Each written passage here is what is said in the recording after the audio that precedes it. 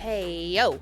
Hey, yo. Welcome back to another episode of Shaking Up the Game with your hosts, Haley And Ari. and Ari. We got another packed episode per usual. Always. Always. We will recap the Seahawks versus Colts. Mm-hmm. And then a little NFL recap after week 15 just wrapped up. And then some Seattle hockey updates. Kraken and the Torrent. And the little Mariners update, what's going on in the offseason. Just a lot of rumbles. Yeah, a lot of rumbles. Mariners are rumbling. Yeah, I love it. I don't think I've ever paid enough or much attention to the Mariners in the offseason. It's just like, oh, next year you show up and you're like, what do we got? Here we go again. Who's on the roster? Yeah. Like Groundhog's Day. What are they like? Okay, here we go again. Yeah. Honestly, this has been it's been entertaining for sure. But I mean, of course, we were, 6 outs away from the World Series. So now there's honestly, they have to come back in spring training and wear shirts that says 6 outs. Oh, my God, In college, our team, I was off the team by then, but they blew the final, the WAC championship game by 6 outs, and he made them wear shirts that said 6 outs. Oh my the God, next that's year like practice every day. a walk of shame. Yeah. But try to be motivational. Yeah. There's got to be some my bit. work. There's got to be some bit for the Mariners. Before we start with the Seahawks, while we're on the football note, I'm going to give Ari her flowers really quick. Yeah. Oh, yeah, for what? Love getting fantasy. Flowers. Oh, yeah. But go ahead, girl. You know I will. First and foremost, this is for the Shaking Up the Game League. And we will say, it's not rigged. Oh, no. 12-person league, 6 people make the playoffs. Mm-hmm. We both made the playoffs. I know. Much better than last year. So good work. Good work. Good work, yeah, team. because that's like solid. I was like, oh, look, we're both in the playoffs. Yeah. Like, lead by example. Yeah. Exactly. Well, I feel like it's also like, okay, we have a sports podcast, and like a lot of people will DM us and asking like suggestions on like fantasy, who they should sit, et cetera, et cetera. And I'm like, well, we gotta like at least make the playoffs, otherwise we look bummy. Bro, yeah. Like, yeah, believe us, trust, we know ball. It is hella random though. Fantasy it's a lot of luck. Yeah. So I'll give Ari your flowers, but we had a good matchup going. I mean, we both scored over 100 this week, and it was like a good matchup. But as soon as both of her running backs hit over 30, I was like, it's a wrap for me. Like, unless some other miracle, like Amon-Ra goes off for about 80. No, I was literally. Like, both of your running backs being over 30 is like... Yeah, that's kind of like, all right, that's if you don't win, I'd be like... Unless if you had Kyle Pitts on your team who 45 or Trevor Lawrence with 47. Yeah, for what reason? Right. But instead, both of my running backs got a total of 5. One of those being Kenneth combined, Walker. Too. Like, combined. I did take a peek at that. Yeah. And I was like, oh, what do you know? Another damn near nothing bomb. Yeah, when you put up the 30 spot each, I was like, fuck. Good old Kenneth Walker. Yeah, surely. And I think back to the fantasy draft, I did have Dobbins running back for the Denver Broncos. He went on the IR. So early, so it already screwed me. I had a tough spot in the draft of where I drafted. I didn't like drafting 8 because what they don't say about 8 in a snake draft is you're always 8 spots away. Yeah. Going this way, this way, and it just... So anyways, running back was a problem for me all year. See, that's funny because I think the Shaking Up the Game League, I have good running backs, but then in my other leagues, I don't. But I think I did draft better this year with running backs, which I have never had good running backs. So I was like, that's fun. But then, like, I have had good receivers, but a lot of them have been out for a couple weeks. Like, Drake London really screwed me up. He was putting up good spots every week. CeeDee Lamb being out for a little bit. I'm just like, you guys, come on. Yeah. I need y'all. Right. Real bad. It's been a weird year for running backs. I don't know. It's been a weird NFL season, which we'll get into. So, I mean, makes fantasy even weirder because who would have predicted? So many injuries, too. I mean, I had Brock Bowers, who just ruined a lot of people's leagues for, So, again, getting like a no spot from him, I'm like... Well, completely like just MIA all season and then pops up, remember, for his game back, and it was like 40-some points. Yeah. I'm like, no, that's not how it works. I mean, I get the Seahawks 2.0, a.k.a. the Raiders, are bad, but I'm like, Geno Smith. We can't get Brock Bowers the ball like 5 times? Yes. Like, humor me. 5 times. Please. I was like watching this, like, he can't get 10 points. Like, I know. Anyways, obviously worked up, but shout out to us for making the playoffs. And thank you everyone for playing in the league. Hell yeah. Yeah. Sophie got a bye. I know. Football queen. And someone else did. Yep. Ashley. I don't know if she's been checking her lineup, though. I think she's just lucky. Yeah, maybe. Well, I don't think anyone on a bye fixed their lineup, which must be nice. Yeah, I know. Must be nice. Because I think I beat Ashley in the last, 2 weeks, but she had won so many games early season. It doesn't even matter. Your Seattle Seahawks got there. I was going to say received there. Felt like that almost. Squeezed out their 11th win of the season. Literally by the hair on her chinny chin chin. Oh, yeah, by the boot on Jason Myers' foot. Absolutely, man. That was vintage Seahawks football. Yeah, dude. Yeah, you're going to crash out. Yes, and I ain't going to lie. Obviously, because we won, I'm going to sit here and say that was fun because I'm a sick individual. No, I know. You were like... I won't even repeat what she was texting me. I wanted to feel something. Yeah. I had a rough week. I needed to feel something. True. Vintage Seattle football is beating 44-year-old Phillip Rivers on a last-second 60-yard kick by Jason Myers, because it wasn't going to be easy for us. No, and I, genuinely, it was so convinced. I was like, if the Colts win this with Phillip Rivers, this is scripted, and I cannot be convinced otherwise. Mm-hmm. And then could you just imagine what we would have had to hear on SportsCenter for the next week? No, I can't, because actually what we're already hearing post game. I literally watched about 4 segments of SportsCenter today, and praising how good of a game it was. And I'm like, holy shit, I'm gonna lose my mind. Yeah. Seahawks took that game 18-16 on a last second field goal by Jason Myers. Yeah, dude is a dog. That was our all points were from Jason Myers, which all 18 points. 6 for 6 field goals. He also had was the longest game winner in franchise history at 56 yards. Very crucial. Very crucial. And it looked like a beaut, too. No, solid. Solid. He could have got that 60-yarder in That's LA. exactly where I was going with that, Ari. I was about to say, what was that yardage of that game winner he missed against the Rams?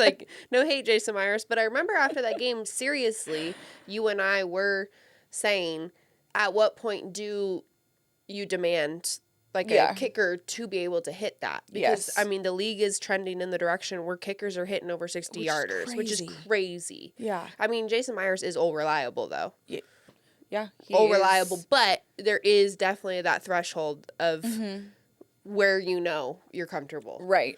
And, if you're watching a game and it's, the target field goal line, at what point does that start moving back? Don't. Does Sam Darnold need to go down the yard 50, or can he just go 30 and play it safe? I think Jason Myers is, again, the most reliable kicker in franchise history. Obviously, historically one of the best kickers in the NFL. Mm-hmm. But I don't think you're ever going to get a season out of Jason Myers where next year he's hitting 65-yarders. Yeah, no. I think they know where they're at and where on the field they can expect him to kick at. Totally. That was a franchise record, 6 field goals. And I'm pretty sure that the last time that the Seahawks, I think we've only had 4 games in franchise history that we've won with no touchdowns, which goes to show how not often that happens. No, not often. Wasn't he special teams player of the week last week? I think Rashid Shaheed was, but maybe he was. Jason Myers won something. Maybe kicker of the week. I forget what it was, but I'm like... Yeah, he did recently. He won something. Yeah, because I feel like when he was kicking that, they were like, oh, player of last week? I'm like... Yeah, you're right. Again. There's no way he doesn't win something. Okay, fuck it. Sam Darnold, you're good. This is Jason Myers. He's got it. Hey, Sam Darnold. Relax. Jason Myers is here. Of course. We do Jason, quote, Jason Myers, end quote, Myers. If nobody gets that reference, it's all about Drake May and how he goes by Drake, quote, Drake May. So, put a little Seattle spin to it. Yeah, thank you. Explain it. Jason Myers. Dude, point blank, period. Your kicker's elite when he ends up on Pat McAfee the next day. Oh, facts. Yeah, and I watched every second of it. And he was doing that live interview on the show at the VMAX. So I was like, are we dialed in doing practice too? We ball. He's at the VMAX. What off day? I know. What off day? You know, Monday, most teams take off. He ain't off. He's at the VMAC. He's kicking balls. True. Well, hopefully, so as we know, we have the Rams this Thursday. Hopefully, we will not need to rely on 18 points solely from our kicker. No, I would love that in addition. Yeah, the run game has got to improve. I don't get what the hell is going on. It's clearly our offensive line that just cannot. Right. Hot topic with the 11-3 Seahawks, and literally just the biggest offensive missing piece for them is the run game. I think we're like 27th in the NFL or something. Yeah, we are so one-dimensional on offense. And with obviously using two different backs, so can't really say it's the backs. It's not Kenneth Walker, not Zach Charbonnet. It's just really like whatever's going on with the line, the play calls. Like there's just no gaps. We don't know where we're running. No. But it is really putting the Seahawks in a shitty position. Yep. Not being able to run on like second down, on like a 2nd and 6. Like a 2nd and 6, yes. Yeah, to put them in a better spot on third down, which is why Sam Darnold's getting backed into the corner on these third down positions, being blitzed and kind of having to scramble is because of the lack of the run game. Yes. Yeah, it's just the offense clearly is just not a complete unit. And it's frustrating because we do have such a good offense, but it's just like we can't get anything clicking if we don't get the run game going. 100%. And I think also too, like just getting a hot start from the jump. I mean, we haven't had a touchdown in I don't know how many quarters at this point. Yeah. And driving down the field is fine, but then getting to the red zone and then ending in a field goal, like sucks the life out of you. Yes, we can't. Yeah. We have got to convert those to touchdowns. Right. And earlier in the season, the reason why JSN, not the only reason, but a reason why JSN was successful is because defenses are planning for the run because Seattle was a run threat. Right. However, if that's eliminated, you're playing more two-man coverages. Exactly. On JSN, Shaheed, Cooper Kupp. Yep. And that kind of just makes us more one-dimensional, which we're totally very one-dimensional right now.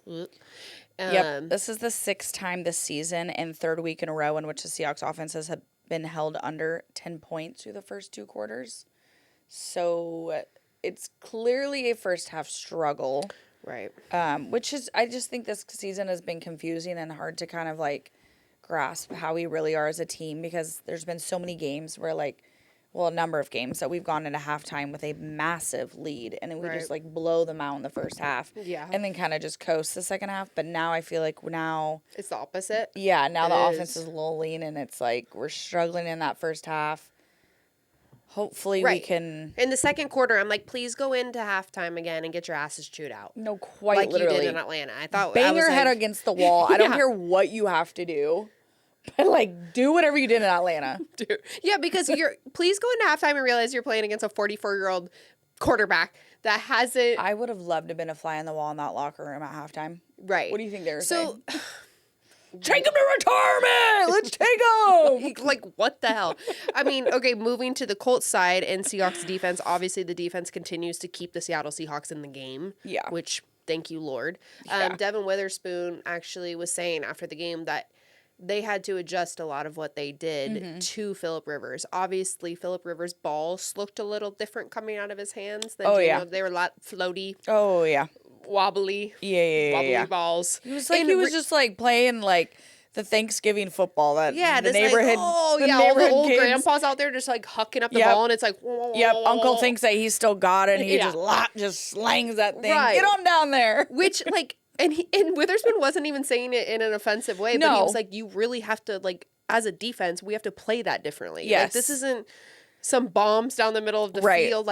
The trajectory of the ball is different. They're all, floating. That's so weird. But he didn't throw that much. No. The whole goal, which we saw, was that the Colts were able to essentially pick up somebody off the street. Yeah. In this sense, pick him up from whatever high school team he was coaching and stick him in there and hand the ball off. Yeah. Because he knew the offense. Correct. And they have a good, the Colts have a good team. Oh, absolutely. This is the thing. So their defense stayed the same. Yeah. Clearly. Yeah. And one thing to know, I don't know if we mentioned this last week before this game, but Phillip Rivers, so he's been coaching at a high school, I think where he lives in Alabama, I want to say. And him and Steichen, the head coach of the Colts, that was his OC when he was with the Chargers forever. I want to say like 7 or 9 years or something. So they established a very good friendship, and that was the only way that this was going to work. Philip Rivers literally said, he was like, this was the only team that it would make sense for me to come back. I've been in contact with Steichen for years. We're good friends. And also one thing to note is that he's pretty much using their same playbook for the school that he's coaching. So, like, gosh, these guys are like, I can play too. Yeah, literally. Like, he knows the playbook. So it's not like he had to study a playbook all of a sudden in 3 days. And he's familiar with how Steichen operates and the schemes and everything. So really it was kind of just like a plug and play. And I mean, he did not do horrible. I mean, we'll be completely honest. He did throw a touchdown, and he truly, I mean, we didn't really we didn't really commit elderly abuse. We didn't. We let him off nicely. Yeah, we sure did. So I mean, and going forward, I guess he is going to be the Colts starter, which do I think that they can win against the 49ers next Monday? No. Do I think that they can go to the playoffs with him? I hope he does. Yes. I hope he does. Yeah, now we're big Philip Rivers fans. Come on, Grandpa. Come on, we need you now. Yeah, but in the reality, they have Taylor as their running back, solid. So most of the game that we saw was them handing the ball off. Yep. He wasn't blitzed much. When Philip Rivers did have to drop back and move around a little bit, that's where you saw the age. It didn't look pretty. So I wish we had a few more blitzes because that was insane. I agree. We did keep Jonathan Taylor under 100 yards, which is just by the hair of our chinny chin chin. It's more of that game. Just by that one little hair that grows out. Do you get one of those? Dude, I got 3 now. Yeah, it's hormones. Oh, that's what the internet says. Goddamn hormones. Yeah, and I get like one. It comes right back, just like bing. Dude, no, I think I get actually 2. It's like stiff. Oh yeah, it's black too. Yeah. Just one. Bing. Yeah. When it comes out. Yeah. Just by that one hair, we kept him. Guys are like sick. Yeah, it's sick bitches. Everyone has it. I'm not even kidding. If you got a girl, go look at her chin. Oh, I tell my boyfriend all the time. Yeah, I'm like, oh, one. She's back. Yeah, because it's like hard. Yes. Yeah. You can feel it, but it's really, really satisfying to look.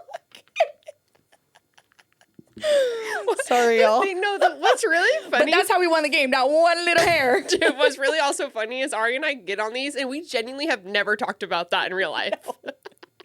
We go live on the podcast.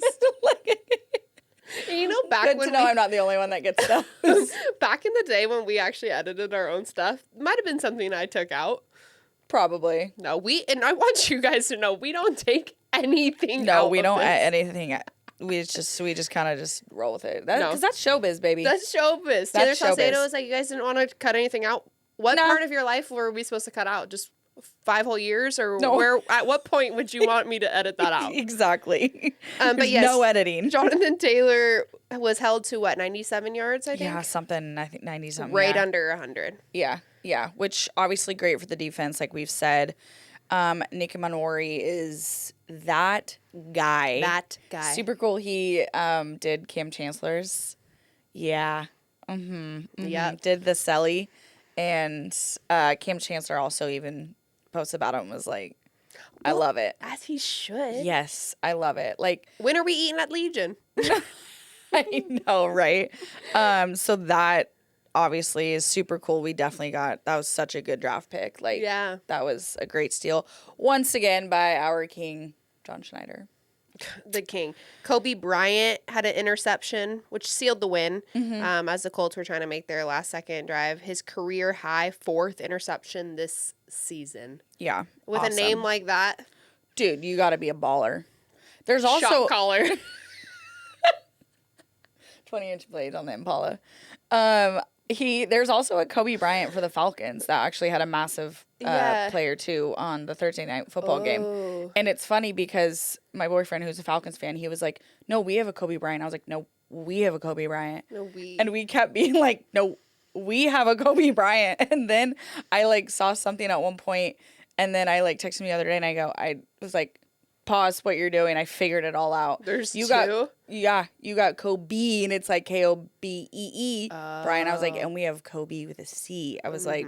See, they both spell it a little differently. Who's out here just naming all their kids Kobe Bryant? Dude, no, the balls to name your kid Kobe Bryant is insane. And then, but like different spelling to like be like, to no, be like it's a different. little different. Like, oops, it just happened to be Kobe Bryant. I forgot her last name for Bryant. I just really wanted Kobe as the name. No big deal. Jackson Smith and Jigba, 7 receptions, 113 yards, held under 100 yards the last 2 weeks. You know, it's a little bit of a, ooh, do we love that? Yeah. No, but at the end of the day, he's being held to under 100 yards, and we still win. Point blank, period. And I think that the Seahawks, obviously, are going into this week, short week. They have multiple things that they directly, we got to work on this, we got to work on that. Yeah, totally. That's where we're at. Yes.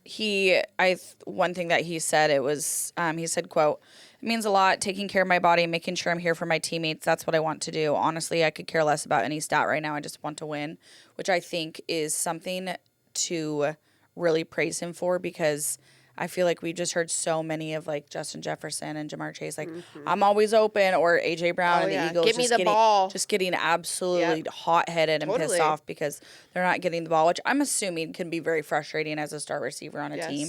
However, if you're winning games, like, just shut the hell up. Isn't that the whole point?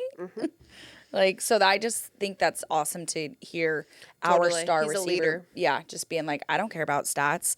And I think he really does take on a lot of, he's obviously working with Cooper Kupp a lot. Cooper Kupp has that same mentality. You've never heard Cooper Kupp negatively in the media over his whole career. Similar to Sam Darnold, we've talked about this. And then it obviously goes all the way up to Mike McDonald.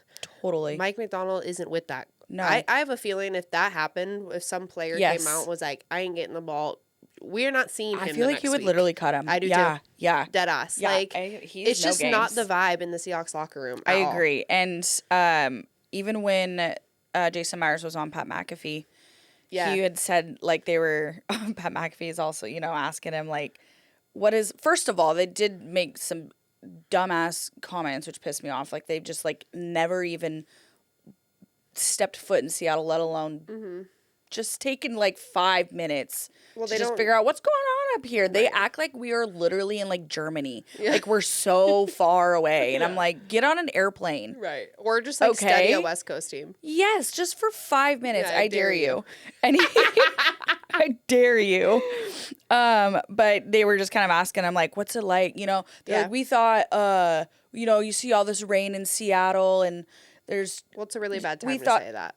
Yes. Historically. No, literally. Yeah. And then he goes, one of the guys was like, we hear about all this rain in Seattle all the time. We thought it was going to be snowy. Like, what's it like kicking in the elements in Seattle? And in my head, I'm like, first of all, snowy. We're not Buffalo. Right. Second of all. It wasn't snowing. Did you watch the game? Literally. And I'm like, second of all, we've actually had a lot of games with no rain, which that will not be happening this Thursday.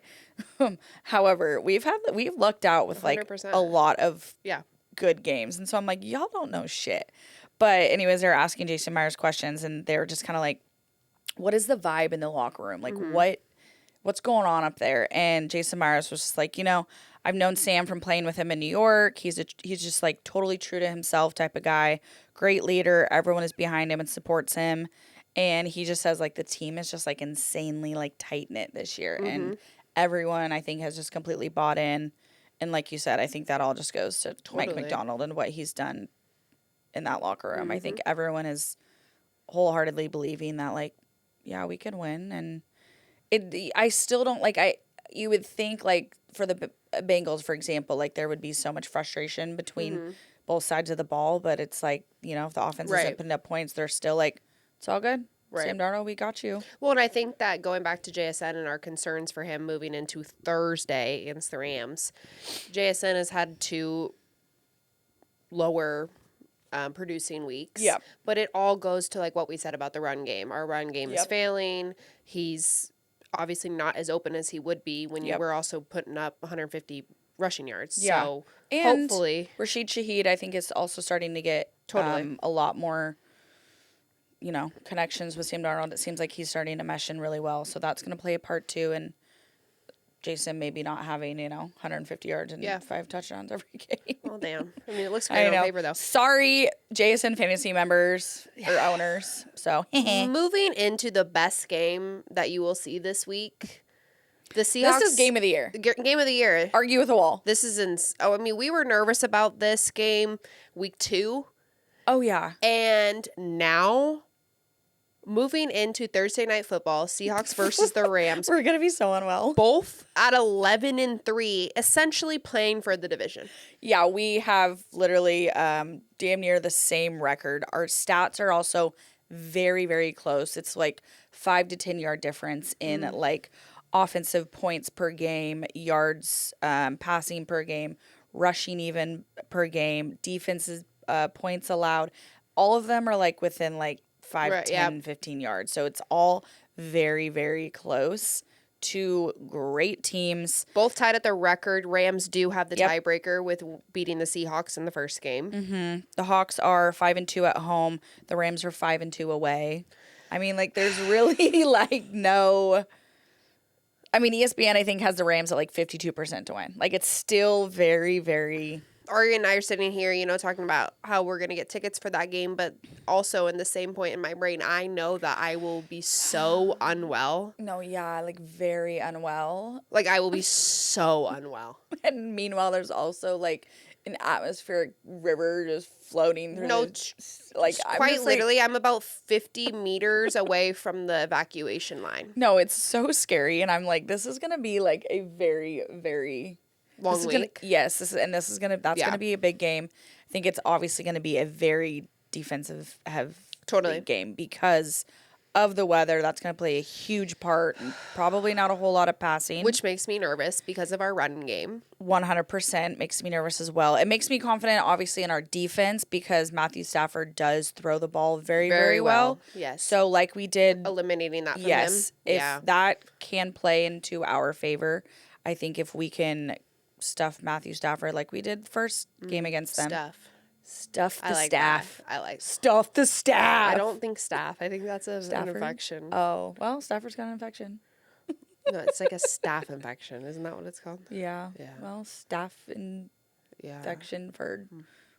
Good guy. Not on Thursday. Yeah. I don't. It's funny too because I was just telling my friend one of my best friends from college. She lives in LA, and so I am always texting her like when these weeks. I'm like, oh. Marley hate week. I'm like, screw the Rams. But genuinely, I'm like, I don't hate the Rams as much as I think maybe I should. No, I hate the 49ers. Yeah. But like something about the Rams, I think it's because I hate that they're good. Yeah, I think I just have respect because they're actually a genuinely like good team. They have a good coach. Yes. It's just annoying that we play them twice a year. Yes. Yes, exactly. Another thing on the Seahawks side, Davante Adams, wide receiver for the Ram, is most likely out, which eliminates again one of Matt Stafford's favorite weapons. Yeah. He took basically a sniper to the hamstring out Quite there. Literally. Yeah. No, I'm not laughing. He's okay. I only giggle at injuries that aren't like... Yeah. I mean, they're toying with the idea of like maybe him not playing for the rest of the regular season and saving him for the playoffs, which... Sure, you should do that. Go for it. Yeah. Should do that. I'm a big Davante Adams fan. I'm not even going to lie. No, but like likable guy. This Thursday, that's massive for the Seahawks if Davante Adams is not on the field. Yeah, because then we could spend a little time on Puka Nacua. Oh, yeah. Pupu Nacua. Who is my least favorite Ram. I will say that. Not for stats, but like for personality. Yeah. Do you think this week he'll learn that he plays in the NFC West? I hope. It's so funny. He did that post game the other day, and I was literally like, please ask him what division he plays in. Famously, if you didn't know, Puka Nacua came out like 2 years ago and was like, I don't even know what division I'm in. Yeah, that I ain't buying that. That was a weird flex. You just ironically play the Cardinals and the Seahawks and the 49ers twice every season. He was like basically saying like I don't pay attention to it, which I'm like, yeah, you do. Also, if I'm your coach, I'd be like, you're not saying that because you're not gonna make us look stupid. Yeah, that you don't know what division you're in. We're just so good. We don't even care what division we play in. 3 keys for the Seahawks to win on Thursday night. Win the turnover battle, number 1. Finish red zone trips with touchdowns, not field goals, like we said earlier. And get pressure on Stafford to disrupt his rhythm. So I think... Yep. 3 possible. Yeah. I hope defense is, chilled out. I hope they're taking a little off day, maybe an ice bath, maybe a sauna, maybe a little massage today. Yeah, they just had a big win against Detroit, and so one of us is due for a loss, and it ain't the Seahawks. That part. Another wild week in the NFL. Let's get into a couple things to note after week 14, going into week 15. After week 15. After week 15. Oh, yeah. God, life is going by fast. No, I know. I'm like, week 15? Woo! What happened to week 4? No, I know. I was like, oh, Seahawks started? Christmas is coming up. What Dude, do I know. You mean? Christmas being like 10 days away is really throwing me off. Yeah, ain't nobody getting gifts, by the way. Anywho's, Noted. The Eagles did bounce back from a 5-turnover game that they had last week, which was horrendous. They shut out the Raiders, which I don't know if that's... Golly. I'm sorry. Is Pete Carroll going to keep that job? Dude, I don't know. Go retire and go to Palm Springs. No, go hang out with your family. Exactly. It's making me stressed out you don't want to hang out with them. I know. Like, and I love Pete. I love Pete. And this is like what we've said before with Bill Belichick and these players as they get older. I'm like, you're starting to taint your reputation, and you have a good reputation. So don't fuck with it. Geno Smith was also benched at the end of that game. Yeah, which... What was he went to Vegas to run the tables? Mm-hmm. Well, I think he meant sit at the tables because that's all he's going to be doing. Bless him. Horrible. The Bengals and the Chiefs were officially eliminated from playoff contention after both losing to the Ravens and the Chargers. Dude. No Taylor Swift and no Chiefs in the playoffs. This is a love story, baby. Yeah! We actually, sorry for Chiefs Kingdom. I don't care. I don't care. We actually might not see that anymore, period. Yeah, that era is over. I think this Chiefs dynasty era is over. Absolutely. And then Travis Kelce might be done, period. I think so, too. So if he's not playing, she ain't there. Yeah, and I mean, in all honesty, like, y'all had 10 years, okay? Yeah. So... I don't want to hear no qualms. Complaining, no qualms from the Chief Kingdom because you all are insufferable. No, they are insufferable. Be thankful for your 10 years because, unfortunately, I think the Pats are back on their way up top in the AFC. Patrick Mahomes did suffer an ACL tear at the end of that game, so he'll be out for the rest of the season. Yeah, super bummy.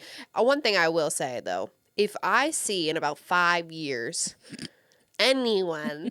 being like, oh, yeah, well, remember that first year they didn't make the playoffs because, like, Pat Mahomes tore his ACL. Yeah, in week 15. Yeah. Get out of my face. I'm yes. remembering this one. But you know someone is going to try to pull that shit. Oh, I'm sure they're going to... Oh, well, remember, he wasn't even playing towards the end of the season. I bet you anything that people are saying that right now. Oh, thank you. I said that to somebody, and they were like, no, I doubt it. And I'm like... I would not doubt it. Absolutely not. They'll do anything for the Chiefs.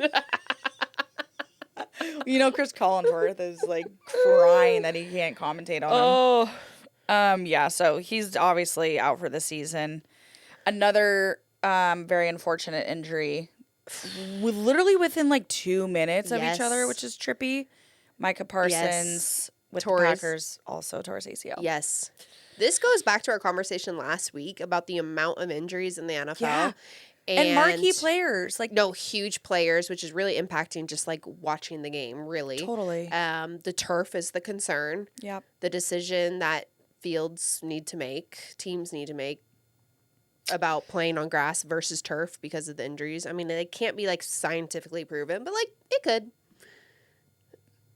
It's just weird, the amount of Achilles knee injuries that are... And these are a lot of hyperextension injuries, so it's like it literally is their cleats getting caught in the and in the turf. I'm pretty sure, which typically like ACLs and these type of injuries are usually no contact, and it's just like how many times are you watching a game and then you just see that player, you can literally see it snap like visibly on your TV, and you just see that no contact injury and you just know immediately, and it's like, damn, that's a blow. Let me ask you something. If that changed and all NFL teams were required to play on grass, obviously we live in... Yeah, we would have a mud bowl every week. Yeah. So the Seahawks would have to have a dome. I think so. What would you want it to be closed? I mean, yeah, I'm tired of wearing hoods. I'm tired of the ponchos. No, we're always in club. Oh, yeah, you're right. We're usually in the press box, so that's not really my issue. Dude, it's a hard decision because it would be a lot of stadiums would need to go to more of an enclosed situation, but I can't imagine Lumen closed. I don't know. I would just kind of copy that Safeco or T-Mobile Park vibe and bring on that retractable roof vibes. Yeah, can't be that expensive. Because like when it's sunny in Seattle, that shit is undefeated. Dude, bring back retractable roofs. Yes. Or somebody catch on. Yes, I don't like. We need to do that. And I'm sorry, but like if it's drizzling, keep that shit open because that's part of playing in Seattle. And like same with Buffalo. I like the snow and Pittsburgh and Cleveland. Like I think that is also just the beauty of playing in those cities. Why do more stadiums not have a retractable roof? No, yeah, like when we're having historically amount of rain, like I would prefer a roof on Thursday. I saw that we are quite literally going to be the wettest place in North America next week. Oh. Period. Well, obviously, my heart breaks for everybody having to evacuate and things as all of... Yeah. It's just sad. All the golf courses too seen and just everything. It's going to be a lot of damage for I've messaged my boss hi, I can't come to work. Yeah. My friend had to evacuate work today and I go, you bummed? Hi. Yeah, no, it's scary. It's scary. Okay, anyways, to run through these pretty quickly, the Bills denied the Patriots a chance to clinch the AFC East with a miraculous comeback. Dude, yeah.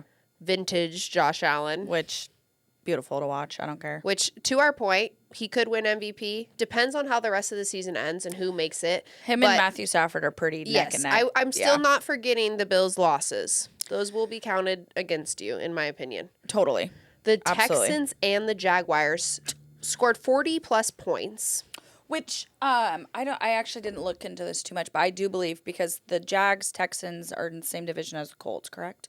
Correct. So I believe that Houston and Jacksonville are kicking the Colts out of the playoffs. Yeah. Well, I think after the loss to us this week, I don't know if they have a chance in the playoffs. So I'm like, hence no need to bring Phillip Rivers into this because situation. one thing that needs to be noted as well is that delayed his Hall of Fame eligibility for another 5 years. Yeah.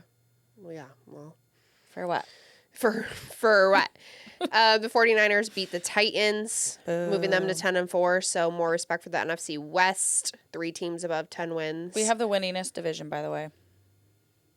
The record says. The Vikings ended Sunday with a win over the Cowboys, which is just always nice to see. The Cowboys are now have a less than 1% chance to make the playoffs.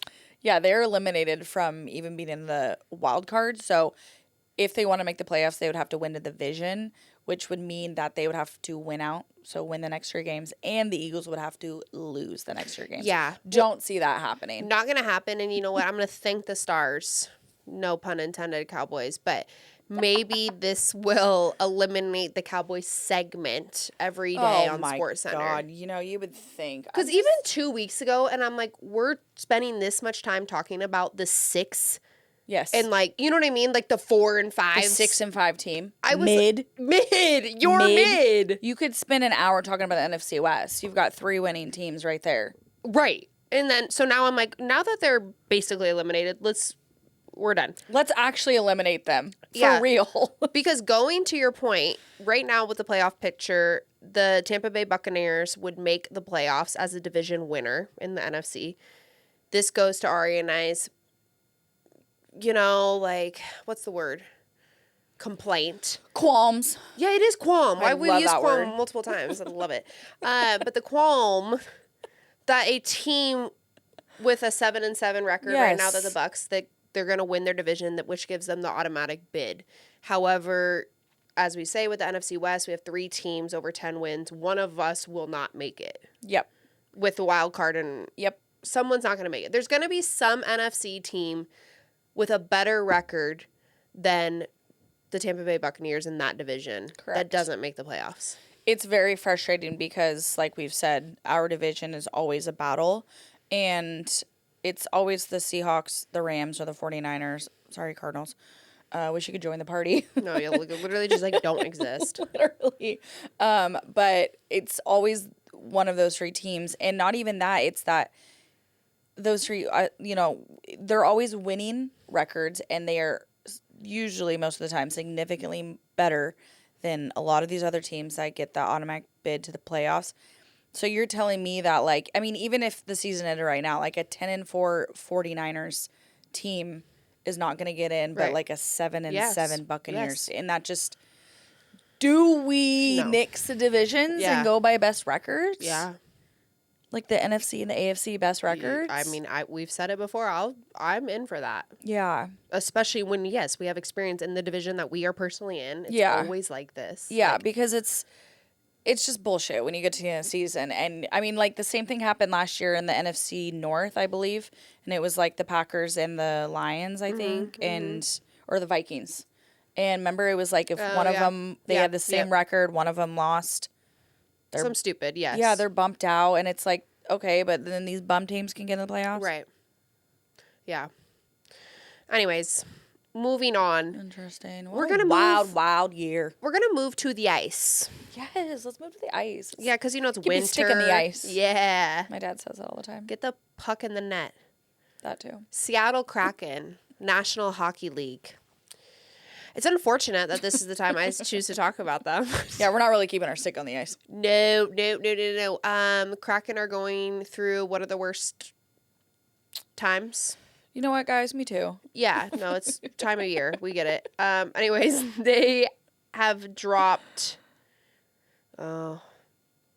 They've basically lost 8 of the last 9. I was just deciding on how I wanted to say that. Not great. No, they've won 1 of the last 9 games. Okay? And you know what? There's 7 losses and a tie in there, so I was trying to make it sound better. Yeah, well, I think that we're sacrificing the Kraken for the Seahawks at this No, moment. it really is. They're having a difficult stretch. They do have a few key players that have been out for a substantial amount of time. They even lost somebody last week due to an illness. It's just like things are just not doing well. They're plummeting in the NHL standings and now sitting at 29th place in the NHL. So it's just it's basically they're putting themselves in positions that have to be perfect in every game, and that's just not, really vibing. However, hopefully when they get some of these key players back, they can kind of start turning things around. They're playing difficult teams, but it's just a combination of playing difficult teams and not playing your best. Right. And we're not seeing. Right. Kind of a bummer because we did start off on a really good note. Yeah. It's a long season. So this isn't, this is one of those grind seasons. Yeah. That it's going to have ebbs and flows. The Kraken do play at Climate Pledge today when this episode comes out, Tuesday, December 17th, 16th? What day is it today? 16th. 16th. Holy moly. And that's their last game at home until the 28th, I believe, of December. I want to say that the last home game before Christmas is Tuesday. Yeah, tomorrow. Yeah. Yeah. No, Today. 28th. Oh, yeah, you're right. 28th is after Christmas. Wow. Abroad should look at a calendar now. Yeah, she should. Anyways, so there's still great games to go to, all that, and they're going to turn it around. Just a little stint, which is why we've been a little MIA from the Kraken. Yeah. Somebody asked me yesterday at the tailgate, like, "Oh, talking a lot about Kraken." I was like, We're giving them a breather. Yeah, there's not much to talk about. I don't want to harp on them. Very respectfully. Moving to the Seattle Torrent. The ladies, give it up. Your ladies on ice. PWHL. Fire. They've played 3 games so far this season, 2 losses and a win. They are currently in a 5-game homestand at Climate Pledge, with their next games being Wednesday, December 17th, Sunday, December 21st, and Tuesday, December 23rd. So, crucial time to go. Yeah, go. Well, this is our idea, but you guys should take notes and follow suit. Oh. Go to, like, the Seattle market at the Seattle Center with the Space Needle. Do a little Christmas vibe, get that in, and then bop over to Climate Pledge and watch the women play hockey. Yeah. Because why not? No, because why not? Why not? Sounds like a great idea, which Ari and I will be fulfilling next week. Yeah.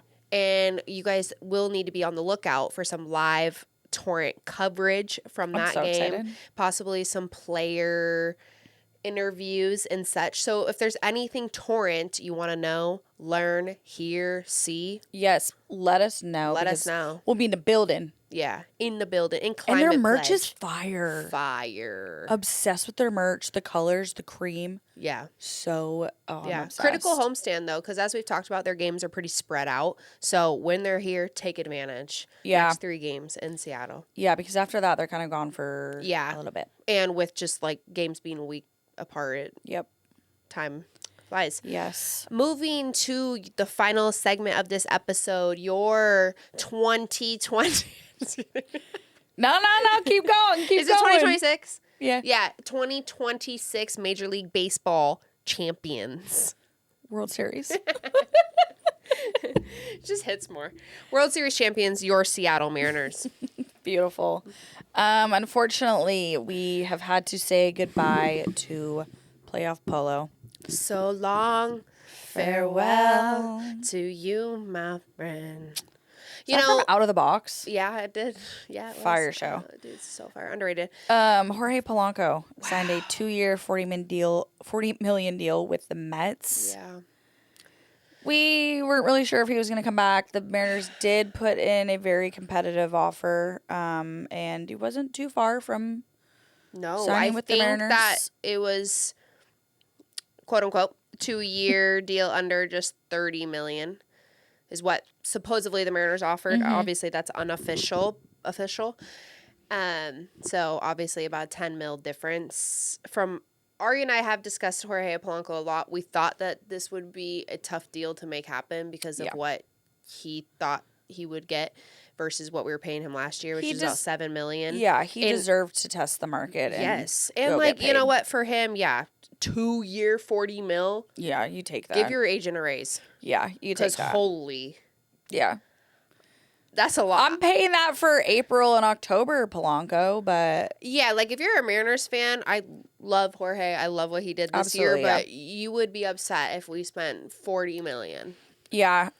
So with the Mets got rid of Edwin Diaz and Pete Alonso. Which Pete Alonso going to the Baltimore Orioles is just strange work. Very bizarre. Strange work. So the Mets were a little more aggressive because they obviously need a second baseman, but Jorge can play first, second, third, fourth, fifth, sixth, seventh, I think he's going to play first for the Mets because of Pete Alonso leaving, and that's just a weird flex for me. He also made a point, too, that his dad being in New York was a huge... selling point? Yeah, with the Mets, so... We love Polo. Yep, we love Polo. Sad to see him go. So sad, but... I'm glad that we didn't spend $40 million on 2 years is wild for a second baseman. Yeah, because we're going to need that money for somebody else. Wow. Yeah, so rumor alert. Rumor has it. Currently, the top... How do we word this? I was thinking about this earlier. The biggest rumor. The top rumor. Like, how do you say that? Hottest rumor? No. Like the most likely rumor. You know what I mean? Yeah, like, I don't know. I was trying to write one of our captions for TikTok the other day, and I was like, I don't know how to word this. Anyways, the current most talked about rumor is that the Mariners are looking at Brendan Donovan, infielder / utility player for the St. Louis Cardinals. The Mariners being one of the 2 highest probable landing spots for Brendan Donovan, including the San Francisco Giants. Okay. So that's obviously last week we talked about Ketel Marte being an option. He is still an option. Yes. Brendan Donovan, obviously kind of like same, you're going to get the same vibe. Brendan Donovan last year hit, what did he hit? 287 with a 775 on base percentage.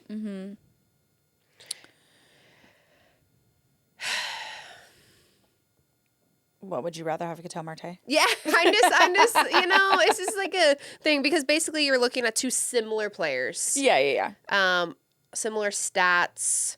The Brendan Donovan, I will say, I think can play more positions. He's more utility in the infield and has played outfield, so he could fill in an outfield position on a day-to-day basis if we needed. So that gives the Mariners a little bit more out of the player. Right. And they believe that if the Brendan Donovan trade happens with St. Louis, this is where it gets a little tricky. They need a rotation pitcher. So last week we talked about Get out of my bullpen. Last week we talked about that Jerry Dipoto said that they're not going to trade any starter. However, now there's been rumblings of Brian Wu being included in a trade. Oh, absolutely not. Yeah. No. Yeah. No. But the Cardinals could also be interested in prospects. I mean, we're hitting the same thing with Ketel Marte, so we've heard that both teams essentially want a pitcher. To me, it might end up being what team kind of like takes that out of the equation and is okay with a couple prospects and whoever else. Yeah. You know what I mean? Versus a pitcher. And that's why I think looking at Ketel Marte and Brendan Donovan right now is like still kind of even because it's going to be kind of depends on what the other team is willing to take. Yes. That's, to me, they're very similar players in that sense. Gold Glovers. Ketel Marte is an all-star. Again, hitting for average versus home run hitter. It's just, I don't know. We're both in that same situation. But the Mariners are more likely to be signing a free agent instead of the Bregman deal. Doing like a trade. Oh, no, like Bregman. Doing a trade instead of... doing a trade, yes. Instead of signing a free agent like Bregman. Yeah. Because money-wise, that's why it's getting a little nerve-wracking if you don't want to lose any current Mariner players because it's becoming more likely that the Mariners will trade than sign a free agent. Open those pockets. Unfortunately, I have seen a few photos. I've seen a photo of Brian Wu in a Pirates uniform. I've seen... Get out of my face. Yeah. Could be all speculation, But, yes, to sum it up, I think it's going to be dependent what bat we get. Utility player, infielder is going to be dependent on what a team is willing to take. I think, unfortunately, especially after watching this last season... I think we kind of all had a feeling that we were going to have to give up a starting pitcher because we did have a really good 5-man rotation. Yes. And if we want more bats, you got to give a little to take. So I think we all kind of knew and maybe were worried that was more than likely a possibility. I also think, too, Jerry Dipoto saying last week that we are absolutely not trading an arm was kind of like okay. But then now it's like, did you fucking lie in my face? Right. Like, I don't know how much you can say that, like strong chest say that. Yeah. Because, like another team like the Cardinals or the Diamondbacks, they can stand firm on, okay, then you're not getting these players. True. We need what we need. And that's what most teams need a solid ace. We have 5 of them. A couple. So. I mean, theoretically, we can. If someone's trading with the Mariners, if I'm another team, I'm looking at you going, yeah, give me one of those. Oh, absolutely. I'm looking right at the rotation. Yeah, give me one of those. Blinders on and eyeing those guys and, like, nobody else. Right. No, I don't care. That's the hard part. Yeah. Which, I mean, I get it. It makes sense. But who knows? The Mariners could be so Mariners and totally flip the script, not go for either one of those two, sign some other guy, rogue. Or nobody knows who the hell he is. Only do free agency and just totally blow your mind. Yep, and then hype up our prospects a whole bunch and bring some players up.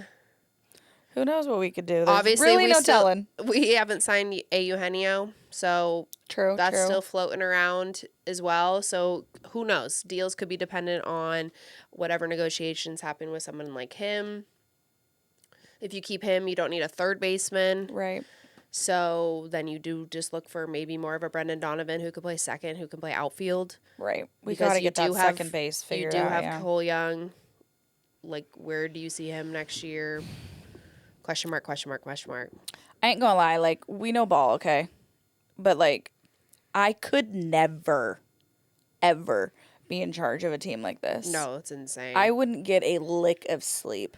Ever. No, the thing is like we expected this to come like even tonight of recording. We expected maybe some news maybe tomorrow at the latest. Honestly, like I thought we might have already known something. Totally. So it's just sitting like on the edge of your seat all day, and there's probably a billion conversations going on. I can't even imagine. How many teams are there in the MLB? I don't know, 32 maybe, something like that. Something like that. How many different options there are? Yeah, exactly. Like, and also too, like with having the minor league systems. Yes, having a conversation with a team, and then like this is a proposed scenario, but then that also factors in on these 2 or 3 teams that you're talking to with this scenario, and then bargaining with those scenarios, and then throwing in the minor leagues and prospects and everything. Oh, I know. I would simply pass away. No, it's insane. I don't know how you really. I don't. You know what I mean? I don't either, which is why I think it also is too very, very shocking and impressing when teams do pull off a big blockbuster trade in a sense, because it's like, damn, that took a lot of string pulling and a lot of conversations, a lot of give and take, and Seattle's still a desired destination though for a player in the major leagues right now, which is nice. Yeah. To have. I think that's part of the bargaining right now with the Mariners, and why we probably see a little delay too. Like, it's a desired location for a few players, so now we're kind of like with the puppet strings, like, which let's see what we can. That's not really something we're used to. It. This is new territory. Yeah, for us. It used to be like Seattle. Absolutely not. Woof. I ain't ever sniffing October baseball. Where is in my that? Germany? All the way up in Washington? I mean, they do. The Mariners do have the worst travel schedule out of any team because of that. Yeah. So it is a factor in decision making. You really like start to look at the map and be like, okay, yeah, like when you look at the map of sports teams. Yeah. And you just see this like clusterfuck of just all these baseball teams and football teams, and then it's like, bing. Yeah. It's like when somebody wants like to go on vacation to Florida, and I'm like, no. Yeah, no, that's there is so many other places I could go before I get there. Literally, do you see that ground we're covering? Like, holy cow. Oh my gosh. Which is why I think it is great when the Mariners are doing good, the Seahawks are doing good. I feel like we like have to have good sports teams. Otherwise, no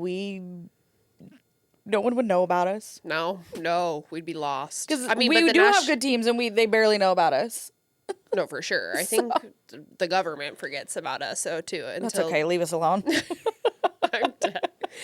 One more note. So this week, Thursday night football, Rams versus Seahawks. 5:15 p.m. Lumen Field. Be square. Be tailgating about 3. I know that you might have to take the day off. Whoops. We might be swimming down there. Yeah. But I'm going. I'm bringing my boots. Yeah. What? You're bringing boots? I'm bringing my boots. We're going. Friday night, battle in Seattle. Seattle University Redhawks versus University of Washington Husky basketball at Climate Pledge, which is always fun to go to. There was just basketball tournament there last weekend, if you can ever get out to those. And then the Torrent Wednesday, Kraken Tuesday. Got a jam-packed week. Yeah. I'll go to that basketball game Friday night with you if I don't go to Gunna. Pop off at Gunna. I know. It's like, so, is she going to go to the basketball game with Haley or Gunna? I got a good picture to show you of 2 of our favorite people, Devin Booker and Gunna. Oh, I'm melting. Yeah, no, you'll like it. That's swag right there. That is drip. No. All right, we love you guys. XOXO. XOXO. Shakers.